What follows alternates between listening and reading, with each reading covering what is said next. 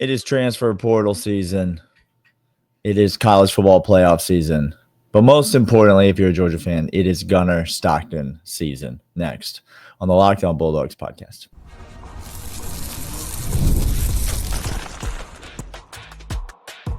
You are Locked On Bulldogs, your daily podcast on the Georgia Bulldogs. Part of the Locked On Podcast Network, your team every day. What is up, everybody? Welcome back to the Locked On Bulldogs podcast. I am Daniel, excited to have you guys here with us. Thanks for being here. If you're an everydayer, we love you. Thank you for making this podcast part of your everyday routine. It really is an honor for Clint and I to get to bring you Georgia Bulldogs content every single day. If you're a first listener, meaning you listen to this podcast first thing in the morning, that's the best thing that you can do to help us out. And thanks for staying all the way to the third segment, being a loyal third segment listener. We love you guys. You guys are absolutely the best. Today's episode brought to you by FanDuel, FanDuel.com, where you can make every moment more. We'll talk about FanDuel more in a moment, but happy to have you here. Getting this out late on a Tuesday. And, full disclosure, was going to record this in the morning. Some technical difficulties. Glad I didn't get to record it in the morning because things have changed through the course of the day. And so I'm sure they'll change again as soon as we release this. I'm sure this episode will be outdated because it's transfer portal season, which means that people are going in, they're coming out, things are happening, people are moving, people are announcing things. The Notes app has never been more popular than it is right now. People are typing out long, extended explanations of why they are making the decisions that they're making. And we just eat it all up. It's December. That's kind of what we get in college football this time of year. It's also college football playoff season. We're going to talk about that. We're going to talk about what makes Kirby Smart truly the GOAT, doing something that is extremely hard to do in modern college football. Before we get into any of that, let's get to a little bit of transfer portal news for Georgia. Not a lot. Georgia has stayed a little quiet on the transfer portal front, which you would expect from a team that's in the college football playoff. Look, Georgia's not going to have a lot of guys mass exiting the program. One, because they're Georgia.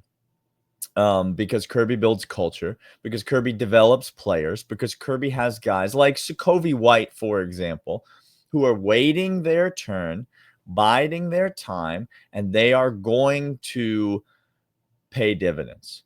I mean, you look at guys, there's so many, like you look at a guy like Chaz Chambliss. How about Chaz Chambliss, guys, as an example, a poster child of what it looks like to wait your turn, bide your time, and now all of a sudden Chaz Chambliss is going to play his way into a very high draft grade. How about Dan Jackson going to play his way into a very high draft grade, all because he was patient. He didn't need to get on the field right away. He trusted the process. He was developed, and he became an elite football player because that's what happens at Georgia. The news that Georgia has had is a bit interesting. Nitro Tuggle, it was announced, was entering the transfer portal. I'm not sure if he was in there for a minute or if he wasn't in there for a minute. To be honest, what does it even mean to enter the transfer portal? I know you have to submit some paperwork. You have to file some things so that other coaches can contact you. Other coaches are contacting you regardless. And so Nitro Tuggle, wide receiver, was in the portal for a minute, but then announced today on an Instagram story that he's not, that he's here. Now, does that mean that Nitro Tuggle is going to be here just through the bowl season, just through the college football playoff? And then when the portal window opens back up, maybe he goes back in there. That could be the case. But as of right now, he's here on campus. And I think a great decision for him would be to hang around and continue to get developed. We've obviously seen Julian Humphreys bail on the team, get his feelings hurt that he wasn't good enough to play, and quit the team. I'm happy that a guy like Nitro Tuggle didn't take that route. Maybe he still ends up in the portal. Georgia was very active in the 2025 class recruiting pass catchers. Very active. Wide receivers, tight ends, very active. Obviously targeting pass catchers. I expect Georgia to be active targeting pass catchers through the portal as well. We know there's some big names coming in at receiver.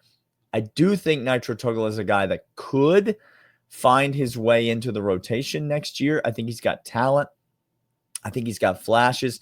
But, you know, guys like him have not been able to crack the rotation this year. Guys like Anthony Evans still, I mean, Anthony Evans more so finds his way into games, but it feels like every time he's in there, something happens, something goes wrong. He misses a block. He has a bad play, and then, you know, doesn't see a lot of action. Again, those are guys that I think if they hang around, they could find their way onto the field next year. But again, a lot of wide receiver talent coming into Athens. And so it'll be interesting to see. It wouldn't surprise me, is all I'm saying, guys, if Nitro Tuggle stayed through the bowl season. And I would say kudos to him for doing that. Go win you a national championship. Be a part of this team. Help this team win a national championship. It wouldn't surprise me if then we saw him back in the portal and inevitably he's not a Georgia Bulldog going into next year. Now, do I know that is going to be what happens? No, of course I don't. All I'm saying is I don't necessarily think it would surprise me. Georgia's going to have some of these portal guys. We're not a high volume turnover team in terms of portal, but you know, no team is going to be immune from it. You're going to have guys who are disgruntled. You're going to have guys who want to play. You're going to have guys who get phone calls with some NIL offers that they're not going to want to say no to. Just like some 5-star defensive linemen are going to get last-second phone calls from Texas. And the amount of money is going to be such that they're not going to want to say no to. Just like some 5-star edge rushers are going to get a last-second phone call from Missouri last year, and they're going to go there, Williams Nwari, and then 1 year later, they're going to be right there in the transfer portal. That's a name that's interesting. I'm not sure that Georgia's going to land him. It seems like, and this might just be me talking, we're going to do plenty of shows down the line about transfer portal targets and who Georgia might land and where they might go.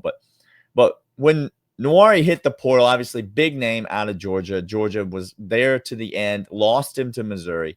He's there for one whole year and then immediately back in the portal because the grass isn't always greener. And it always feels like, oh, we were right there with him to the end, so maybe he'll come to Georgia now. It almost never seems to work out that way, does it? Like, it almost never is like we finished second for a guy, or school finishes second for a guy, goes to the first school, he hits the portal, he ends back coming back home to the school that he almost went to in the first place. Maybe that'll happen with, you know, this kid. 5-star edge rusher obviously would be a huge get. But I'm not holding my breath. We'll talk more about the portal as we go down the line. We're going to talk about Gunner Stockton and why I think this might actually be the best case scenario for Georgia. And no, it does not involve me thinking Gunner Stockton is better than Carson Beck, because Gunner Stockton is not better than Carson Beck. But we'll talk about it next on the Locked On Bulldogs podcast. But first, want to tell you about FanDuel. I said it at the top. FanDuel is a place that you can go to make every moment more. If you are a college football fan, it's the most wonderful time of the year. If you're a college basketball fan, hello, also a great time of the year. If you're an NBA fan, we got that too. If you're an NFL fan, playoff push. If you are a NHL fan, I don't know anything about that. I know the Predators are terrible. No matter what you like, FanDuel has it. They've got props, they've got parlays, they've got same game stuff. And right now you go to FanDuel.com or download the FanDuel app. You create an account, make an initial deposit, place your first $5 wager. You win that $5 wager, FanDuel is going to give you $150 in bonus bets right into your account. You can use those to bet on anything that you want. You win those bets, you get paid actual money from your bonus bets. It's a beautiful situation. FanDuel.com. They are giving away free money right now. Go over there right now. The official sportsbook partner of the Locked On Bulldogs podcast and the official sportsbook partner of Locked On Podcast Networks. FanDuel.com. Make every moment more. All right, let's talk Gunner Stockton.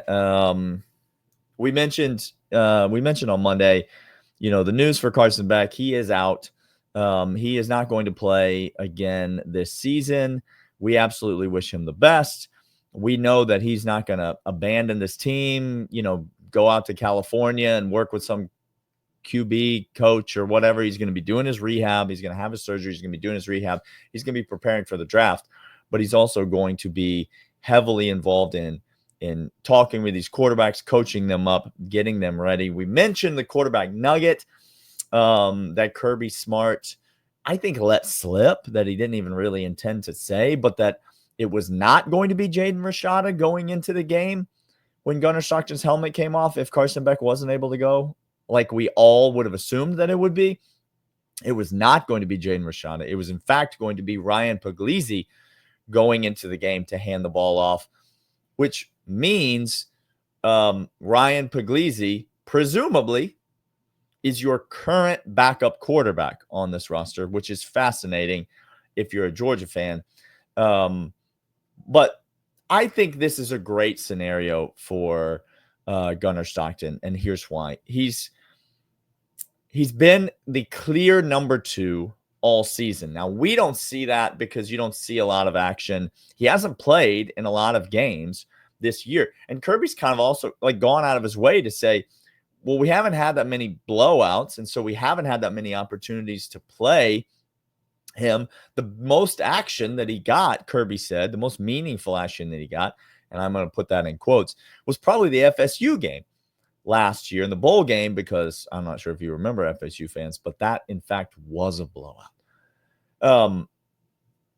Now, don't let Kirby pull the wool over your eyes and give you the poor Kirby, like the poor me, poor us, right? Kirby gets accused of that a lot. Like, everyone thinks we're going to go 5-5 or whatever, nobody believes in this team. Nobody thought we could win anything. Kirby gets accused of that a lot, and he plays that card a lot. Let me tell you, Kirby doesn't care about how much game action Gunner Stockton has had.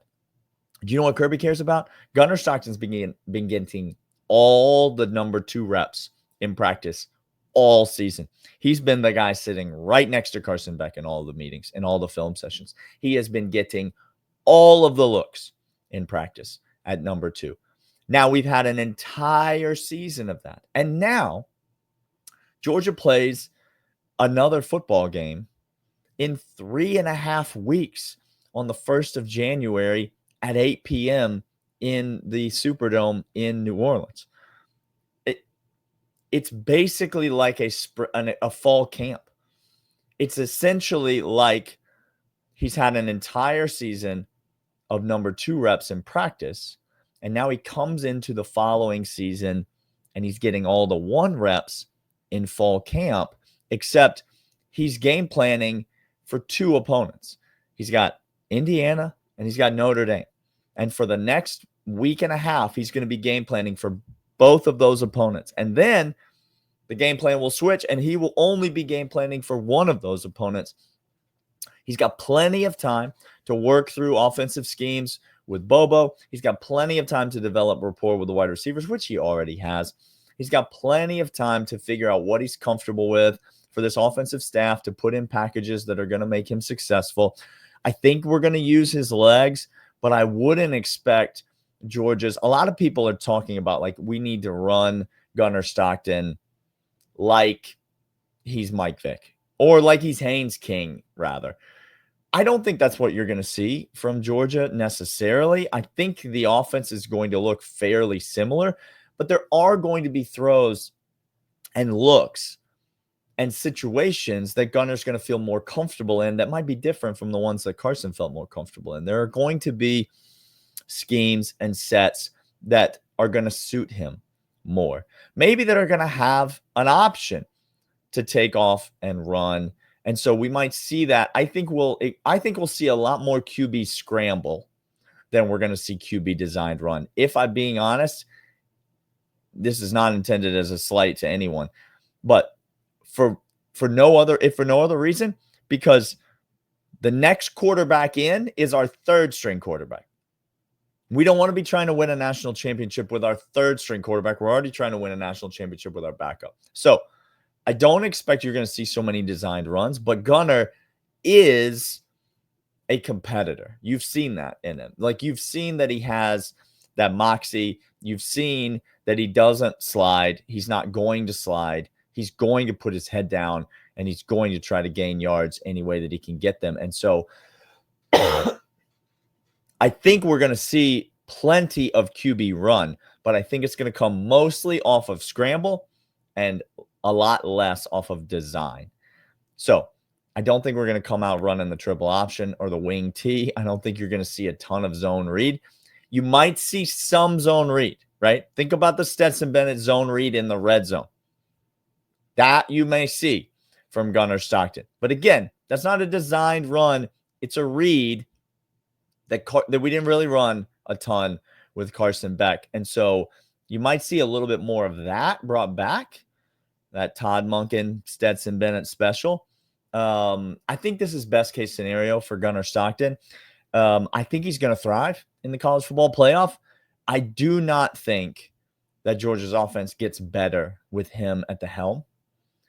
But I do think that Georgia's offense has a chance to play some defenses that may not be as good as some of the defenses that we have played recently, which means that the Georgia offense overall might find themselves in some advantageous positions. I do not think Gunner Stockton is going to be a reason that we get eliminated from this playoff. I do not think Gunner Stockton is going to be a liability for this Georgia football team. I don't necessarily, it certainly doesn't make me think we're more likely to win the national championship.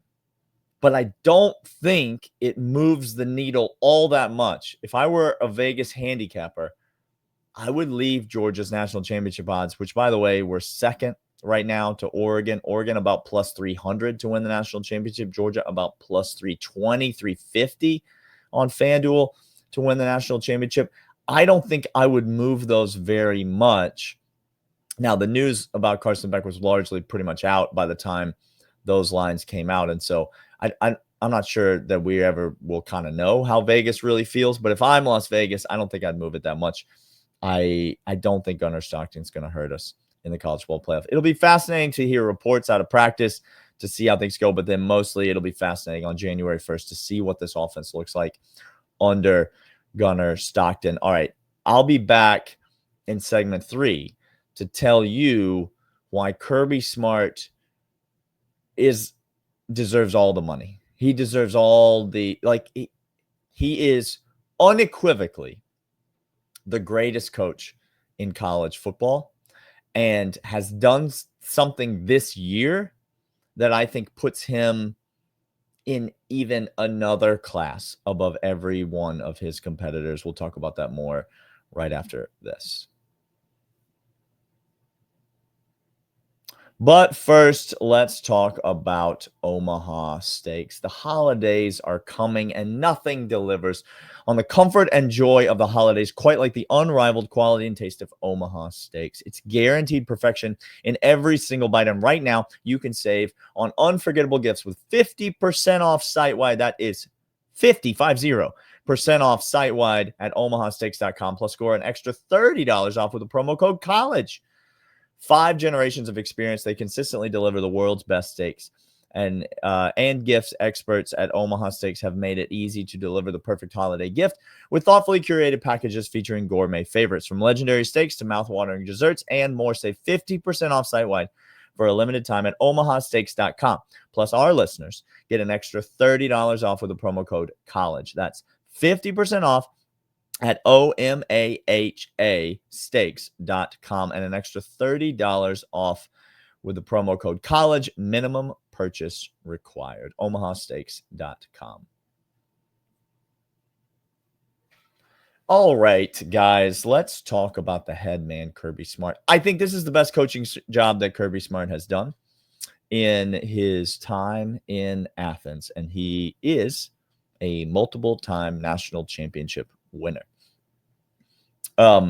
This team has something that I have never seen in a Georgia team before. It has an unbelievable will and ability to overcome adverse situations.